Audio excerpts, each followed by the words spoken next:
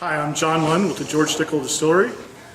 Tennessee whiskey is actually a form of bourbon that's been charcoal mellowed through sugar maple charcoal. That simple? Yep. And how does that differ to bourbon then? Why is that different to bourbon? So basically Tennessee whiskey is made in the same fashion as bourbon is, but after the distillation part we do go through the charcoal mellowing through sugar maple charcoal, which is what separates us from the bourbon. Okay. And one other question, why is George Dickel a unique form of Tennessee whiskey? So as you know, there's a lot of great forms of whiskey and bourbons out there, but what really separates George Dickel from everybody else is our great small scale. We're handcrafted by actual people making the whiskey. Our great spring water that we use. You know, being small, we get to choose the best raw materials available. And then the cold chill mellowing as part of the charcoal process really separates us. And then only using the single story warehouses is a great difference for our state. What we got in front of you is the 4 different variants of Dickel, the 4 variations. So starting on your left is our youngest, so our Cascade Hollow. So this has only been out now about 3.5, 4 years. So this is a 3.5-year-old whiskey. It's 80 proof. And what we did, so you kind of everybody, you know, lately has been going for like older. Well, if you really think about what George was doing back in his day, they were making whiskey and pretty much selling it as soon as they could, right? So they wasn't letting stuff age for a long time. So really trying to get back to a little more of the heritage of what George did. So this is why we come out with a lot younger whiskey as opposed to, you know, kind of copying everybody else and coming out with a lot older. And if you want to, you can just kind of go through and nose these as I'm talking. Like I'd start left to right. And then if you want to go back and start tasting, we'll keep this really informal. You guys are experts, I know, when it comes to drinking. So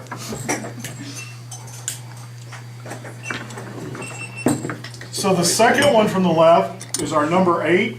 Also, we kind of call our black label product. So it's about a 6 to 8-year-old whiskey that's 80 proof. Now again, all of these are made exactly the same way. It's just a question of how long we let it age in the barrel. So for me, the first one, the Cascade Hollow, I mean, you can tell it's a young whiskey, right? I mean, it kind of has a little bit. What was the ABV on the first one? So it's 40. 40, okay. Yeah. So the first 2 are 40. So for me, that first one does kind of have that young whiskey, a little spirity taste to it, maybe kind of a little baking or bread or dough in it. The second one from your left, like I said, is the number 8 or the black label. And to me, like, what we find is most people that more of a Scotch drinker tend to like this one. It tends to have a little more of that kind of woody, almost a little smoky kind of flavor to it. And again, so like, the big thing when you're tasting, there is no wrong answer. What you taste is exactly what you taste.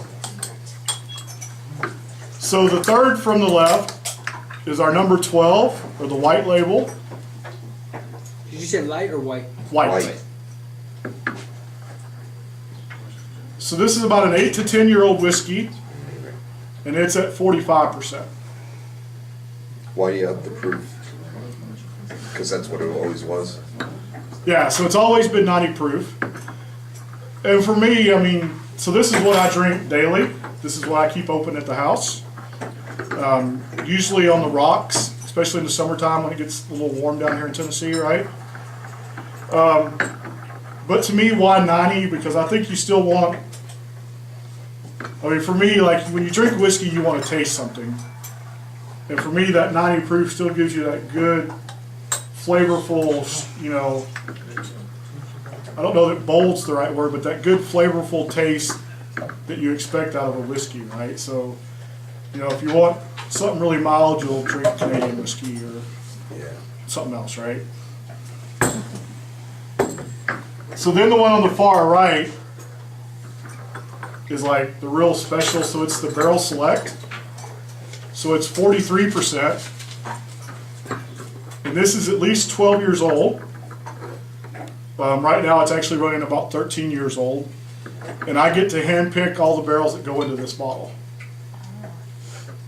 So those are great days at the distillery when you have to go up. and figure out which barrels you want to go in the barrel select.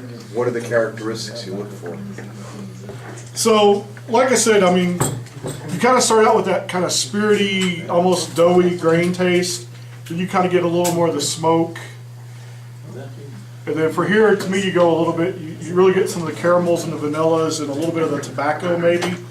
And then this last one, to me, it goes a lot more towards the fruit, but still with some of that caramel and vanilla in it.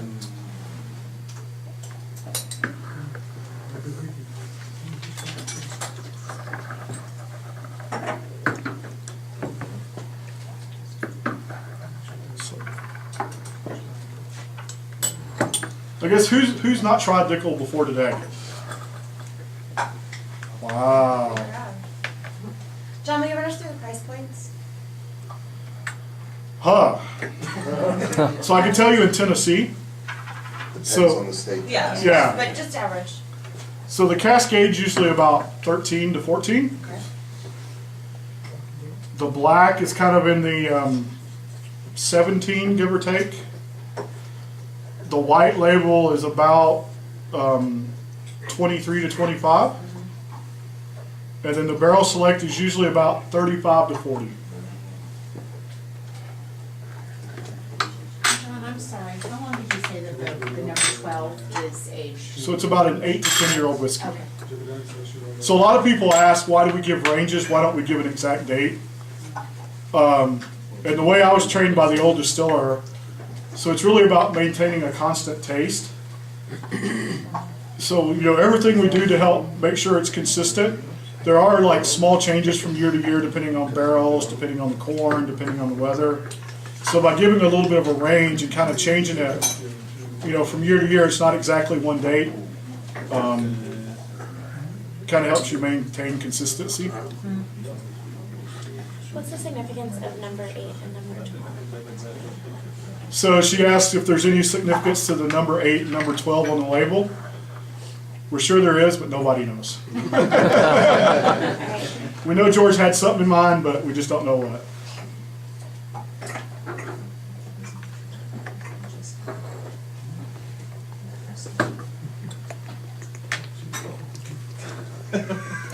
And for anybody that's not a big whiskey drinker, if you want to just add just a little bit of water to reduce it. Really, I prefer you to start out like at full strength and just get a good taste of it. But then if you want to, I mean, if it makes it a little more palatable for you, if you want to add just a little bit of water, it does completely change the taste.